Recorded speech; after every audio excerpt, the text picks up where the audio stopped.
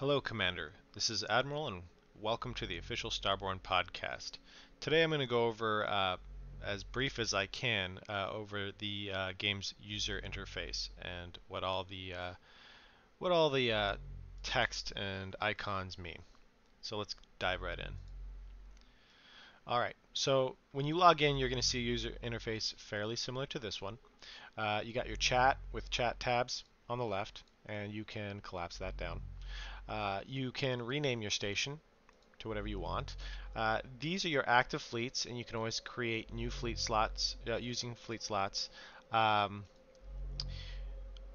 uh, yeah, right there.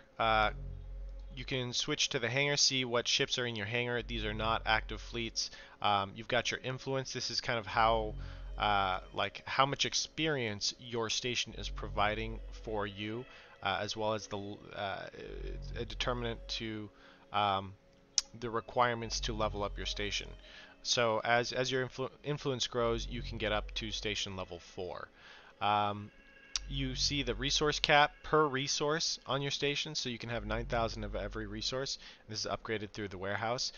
There's 90% hangar penalty. Ships in your hangar, they're not nearly as effective as when they are in fleets. So make sure, if you've got an incoming attack, you really want to reduce as many ships in your hangar as possible. Get them out of there, move them away, or put them in fleets.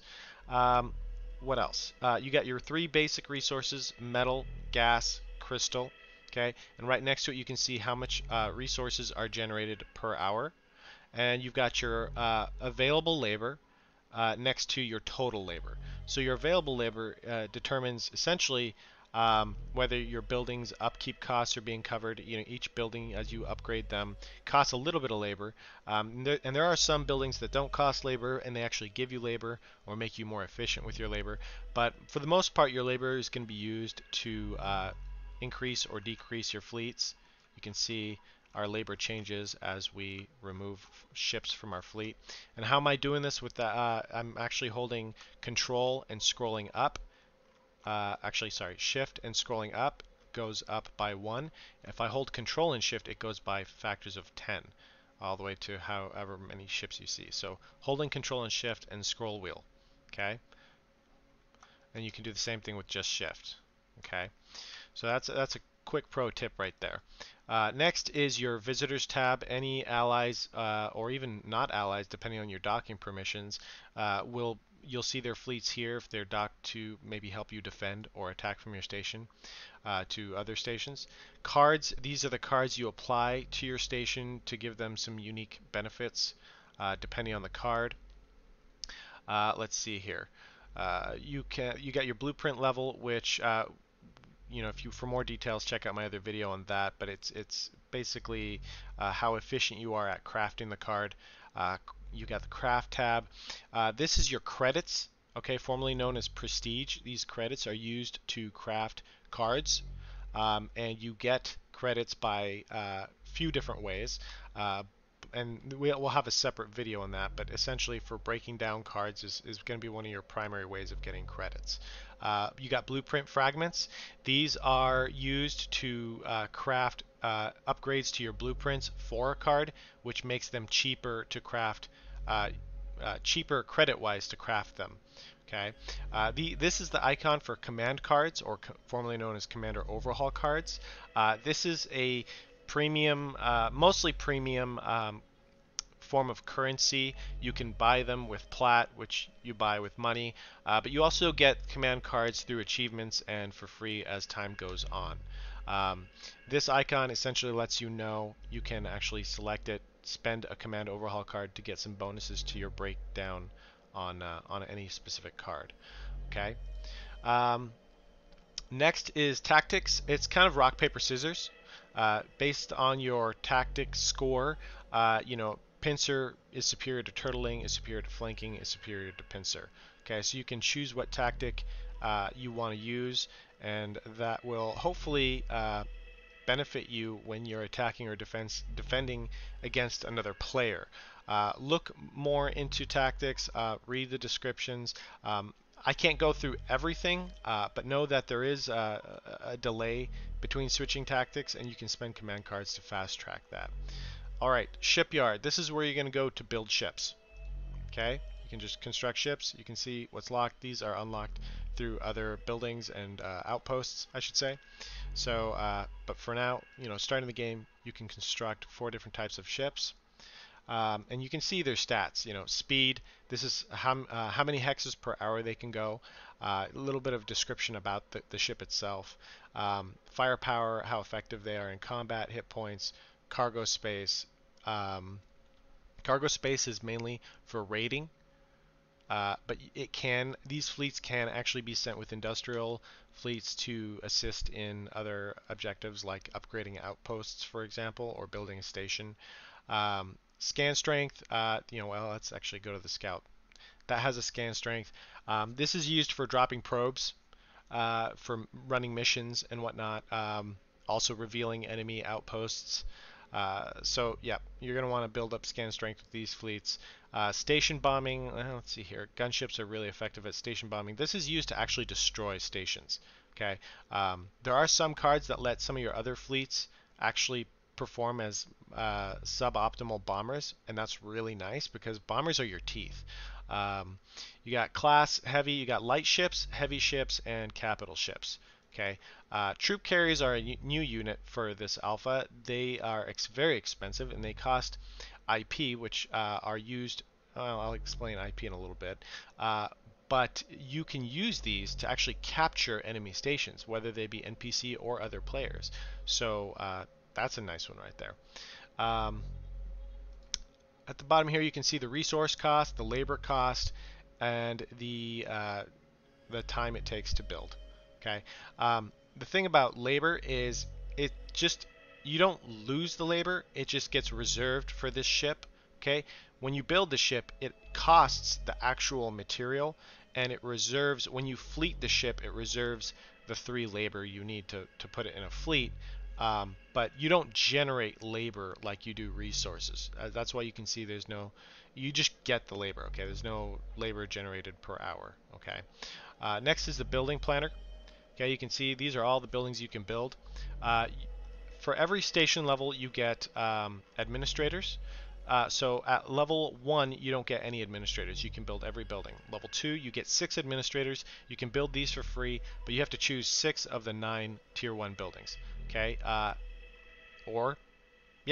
basically. And then tier 3, you get another 6, and you can see I decided to put 6 in each of these two trees, and none here yet. And then level 4, you get 5. So you get a total of 17 administrators to choose and build all of these buildings. When you do that, you're really going to want to make sure you build appropriately to unlock a company, which usually involves building a a tier 4 outpost, and the requirement buildings require all of the buildings in that tree to be built.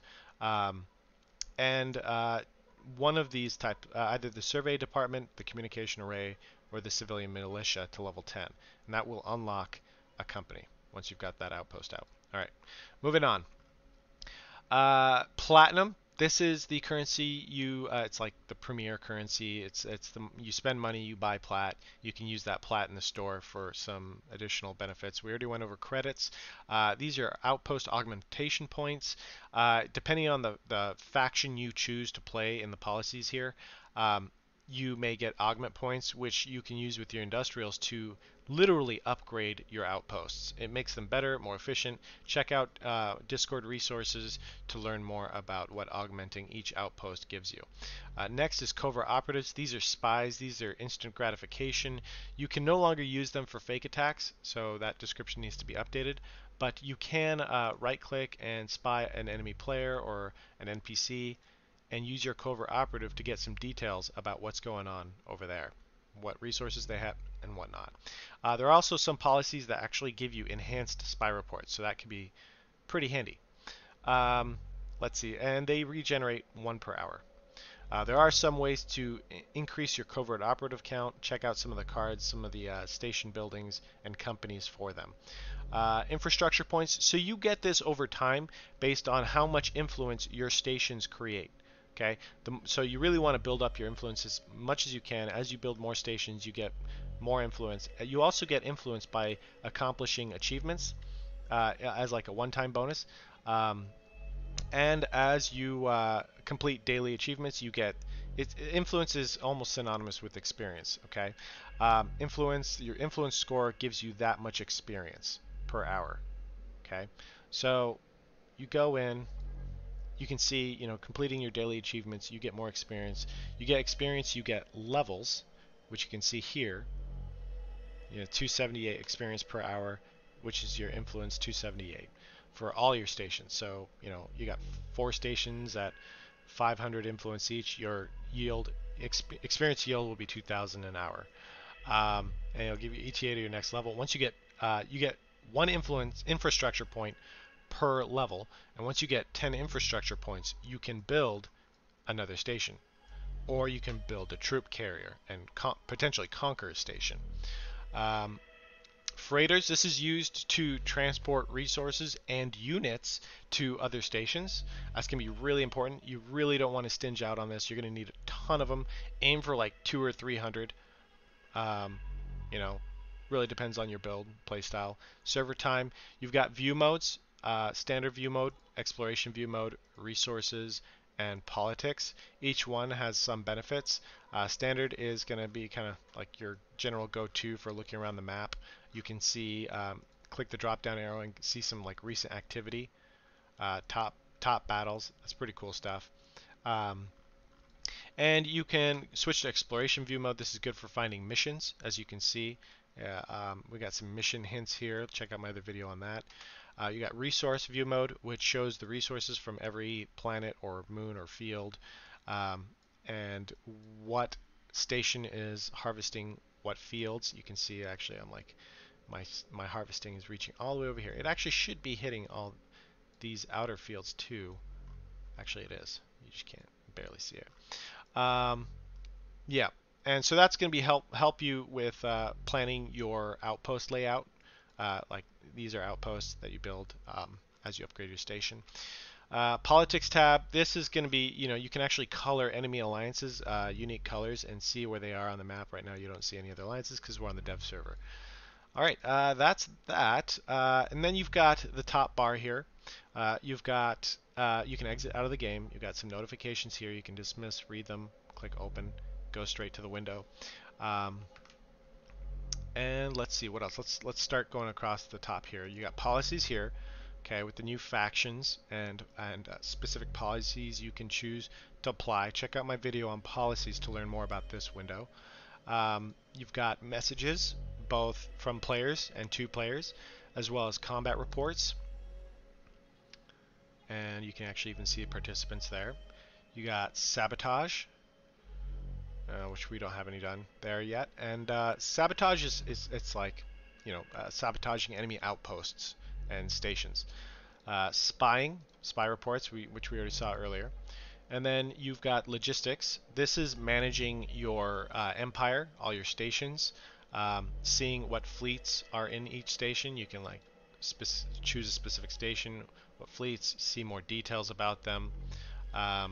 You can even change their home station. Changing the home station changes what labor, where the labor comes from to supply these fleets. So if I have multiple, like let's say I have another station with a lot more labor, I can resupply these fleets. Even though they're in my station here, I can have them use the labor in my other station. That's what setting the home station does. Okay, labor upkeep, that's the labor cost to keep these ships in a fleet. You can see there. And you can even apply cards to your fleets based on the slot. These are all different slot types. Okay, you got hardpoint, hull slot, utility slot, character slot, and rune slot. And for stations, it's system. Well, let's see, what is it? Structure, system, engineering, character, and rune. Okay, so that's the initial logistics tab here. You can then click on stations, see more about specific stations change the docking permissions, so you can choose what kind of members or players can join dock into your station. You want to be careful about letting anyone dock there, because even enemies can then dock there and attack your other stations. You can see the queues for the station. Freighters, this is your freighter window, using those freighters to send resources from one station to another or to the aligned station or Dyson sphere. Same thing with units, that's going to be great. Once you build the trade outpost, you can actually stream resource generation per hour from one station to another. That's going to be really nice. Exchange lets you flat out exchange resources. You know, let's say I want more crystal, I can just drag and exchange my metal for crystal, but it's not 1 for 1. It's at an exchange ratio of 4 to 1. There are ways to upgrade that, and you can also even use brokers to exchange a certain limited amount at a 1 to 1 ratio. So these brokers are really nice. That's the logistics tab. Movement tab, you can see all movements in that you have within your scan radius, also within your allies in your alliance's scan radius. You can kind of search and filter here. You can type in, like, you know, HQ, or let's go Gret here. You can see anything coming from his station, that kind of stuff. You can see, and you can then further filter by like the type of movement: military, exploration, and industrial. And there are a few other filters here, like you don't want to see your alliance members' movements. You want to just see like what enemy movements are coming into my sector. This is a good way to do it. Politics. This is all about the overview of the game, how to win, some leaderboards for alliances and coalitions. You can see information about your own alliance here, some of their statistics. Companies, we already described on how you build those.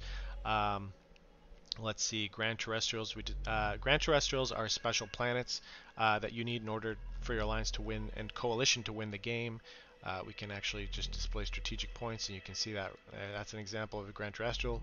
You want to own those. What else? Total claim. That's the total area that your station has. Total number of hexes that your station has for all of your stations. Okay. And that's for not just you, but for your entire alliance. So that's going to be an interesting mechanic. Message of the day. You can create specific roles for your members based on, you know, what you choose to give them, what you choose to let them see. You can invite members, accept applicants, or disband the alliance. Same thing with the coalition. You can actually join a coalition. Looks like you need to own a Dyson sphere to do that. Coalition is basically an alliance of alliances. You can see the Grand Terrestrial count and the victory points, which are based off of Grand Terrestrials plus the multiplier given by the Dyson sphere. So right now we don't have any coalitions in the server pretest, but you'll see them there. And you can also see a list of all the current alliances in the game. You can filter by sector. That's really handy. You can see what position your alliance is in, and even see, like, on a weekly basis who's growing stronger and whatnot. And here is also where you can actually assign colors to specific alliances, and you can see that in political view mode. You can see the new colors right there and there. Alright, and then you can see player rankings as well. You can see how players are doing on a ranking level, and certain stats about them, how much they rated, accomplished missions, outposts augmented, and influence gained. And you can see where you stack against other players there. You can also learn more a little bit about them on the right here once you select the player. Okay. Tasks, these are your daily achievements. You're really going to want to focus on reading all of the descriptions for every achievement, and you really want to focus on completing as many of your achievements as possible, starting with the tutorial. Okay. Again, read this. This is what's going to help you learn the game more than anything. All of these achievements, okay? And get them done. They're definitely worth it. Let's see, daily. These are your daily tasks. You can see they respawn every day. You want to complete them before the challenges expire, because the experience really is the biggest benefit, and as well as the caches. These give you permanent cards which you can use to break down for credits and whatnot, or craft other cards. And my dog is barking in the background. You can even see in preparation what's coming down the pipeline for tomorrow as well. So events, these are weekly events. You can accomplish them. Each level increases the amount of time required to complete them. You can see 12 hours. Here it's 1 day. Here it's 3 hours. And these are different rarity of caches. So you get different commodities for each level. Okay. Steel, carbon, titanium, and diamond nanorods. Uh, what else? There are some bonuses you can use to be, if you're a paying player, to increase your rewards for completing these events. So you may want to consider that. But yeah, this is really important that you finish these and accomplish. Keep this going at all times. Okay, let's see. Inventory. This is where all the cards are. You can craft them, apply them to your station and fleets to really increase the effectiveness of them. There's tons of them. You can click on show all cards to see every card, and then you can filter by, you add filters to see look for specific cards. You can even type in search to look for like anything that gives speed for a Corvette. You can see everything there that can apply to that. You can type in mission to see what will help you run missions and see whether they're station or a fleet card. You got commodities. These are the commodities you get for accomplishing these events. So that's what these commodities are. Also, you get accelerants through achievements and through purchasing. These just help you kind of build your station up a little bit quicker. And then you got caches. These are received for completing events, running missions, completing dailies. You open the cache, and it's a random number generator. See what you get. Not for events. You always get the commodities expected for events, but for missions and dailies, it's kind of random. Let's see here. Cards, caches. These are basically assets tied to your account. So even if you change different servers, if you have special avatars you want or purchased, you'll be able to use them no matter what server you play on. This is account based, okay, not based on just the server. And then you got your blueprints. This is a new feature allowing you to use the blueprint fragments that you acquire through breaking down cards to improve the efficiency, the cost of crafting cards in future servers. This is account based, so as you upgrade a specific card using blueprint fragments, the credit cost drops by up to a total of 10%. And that's great. It costs less credits to build a card, means you can build more cards. It's a nice account bound mechanic, so you'll really want to play Starborne for a long time to really maximize the benefit and the credit cost reductions. Let's see, I think I went over everything. You got the store here. Okay, you can see the reset timers. And you can buy cards. Use Plat to buy specific cards. Um, you know, there's actually 2 pages here with a lot more new cards here. Special offers, weekly offers, supply offers. Looks like some of these things may or may not be around when the game actually goes live later today. Make sure you log in and collect your daily reward. And if you're a paying player, you can actually also, with the premium permit, you can actually get additional rewards every day. And then also there's the progress reward, same thing, but not based on every day. It's based on your actual level. And code redemption. One more thing I almost forgot. Primary part of the user interface. You can left click, hold, and drag, and scroll out to zoom. You can also right click outposts and select certain functions based on the hex that you right click. Like for example, you can select scout fleet, right click a hex, and you can maybe explore it, send a probe, send your scan. You can inspect it just to look at some details about the hex itself. Let's go ahead and click out of here. Let's look at, you can spy, sabotage a station with the scouts. You can attack. You can even deploy fleets. We can inspect. We can see, oh, that's an interesting little. Is that a bug? Yeah, it looks like maybe that's a bug right there. The naming. But you can learn a little bit more about the hex on there. With industrial selected, your options change. You can actually build an outpost, for example. So really, like, your radial button changes based on what fleets you have selected.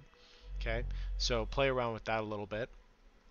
And and another thing, a really helpful tip, in resource mode, you can actually select any outpost or station to see what hexes it's influencing.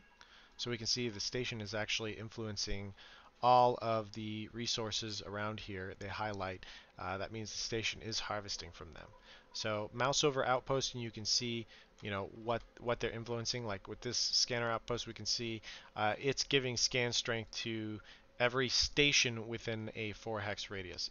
Every one of my stations, I should say. It will not affect allies. Okay.